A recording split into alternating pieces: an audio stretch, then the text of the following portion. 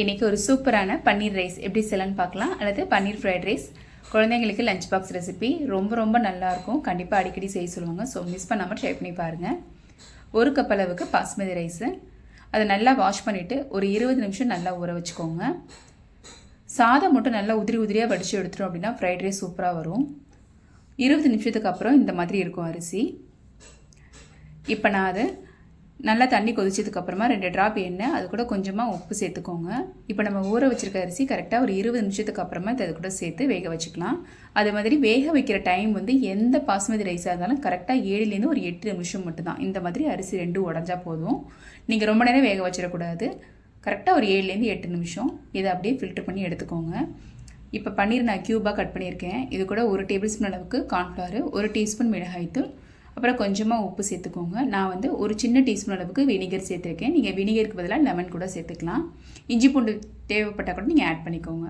நான் இன்றைக்கி சேர்க்கல. இது எல்லாத்தையும் மிக்ஸ் பண்ணி அப்படியே ஒரு 20 நிமிஷம் அப்படியே வச்சுருங்க. இப்போ பேனில் 1 டேபிள் ஸ்பூன் பட்டர், அப்படி இல்லாட்டினா எண்ணெய் சேர்த்துட்டு பன்னீர் இந்த மாதிரி பொரிச்சு எடுத்துக்கலாம். இது நல்லா அந்த மாதிரி ஒட்டாமல் வரும். அதனால தான் நம்ம கார்ன்ஃப்ளவர் சேர்த்துருக்கோம். நம்ம வெறும் மிளகாத்தூள் மட்டும் சேர்த்தோம் அப்படின்னா ஒட்டிக்கும், சரியாக வராது.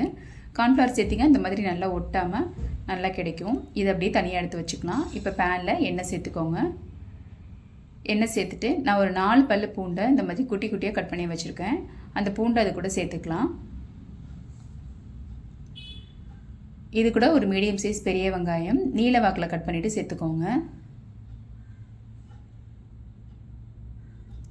வெங்காயம் பூண்டை நல்லா வதக்கிக்கலாம்.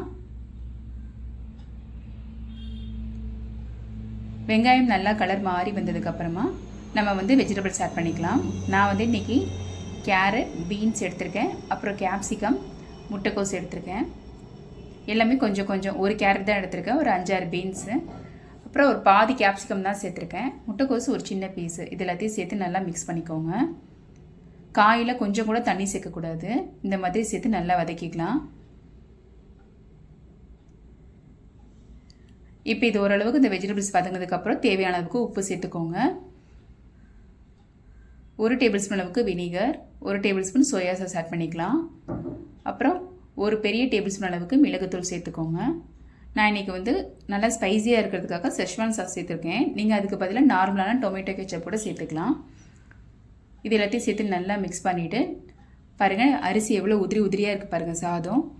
இப்போ நம்ம வேக வச்சுருக்க சாதத்தை அது கூட சேர்த்து 2 கரண்டி வச்சு இந்த மாதிரி மிக்ஸ் பண்ணி விடுங்க. ஒரே கரண்டியில் மிக்ஸ் பண்ணாமல் 2 கரண்டி வச்சு மிக்ஸ் பண்ணிங்கன்னா சாதம் உங்களுக்கு உடையாமல் கிடைக்கும். கரெக்டாக 7 நிமிஷம் வேக வச்சிங்கன்னா போதும். இந்த மாதிரி உதிரியாக கிடைக்கும். இப்போ நம்ம ஆல்ரெடி ஃப்ரை பண்ணி வச்சுருக்க பன்னீர் அது கூட சேர்த்துக்கலாம்.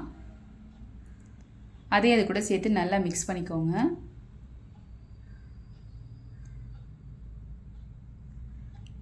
பன்னீர் சேர்த்து நல்லா மிக்ஸ் பண்ணிவிட்டு லாஸ்ட்டாக கொஞ்சமாக ஸ்ப்ரிங் ஆனியன் சேர்த்துக்கலாம்.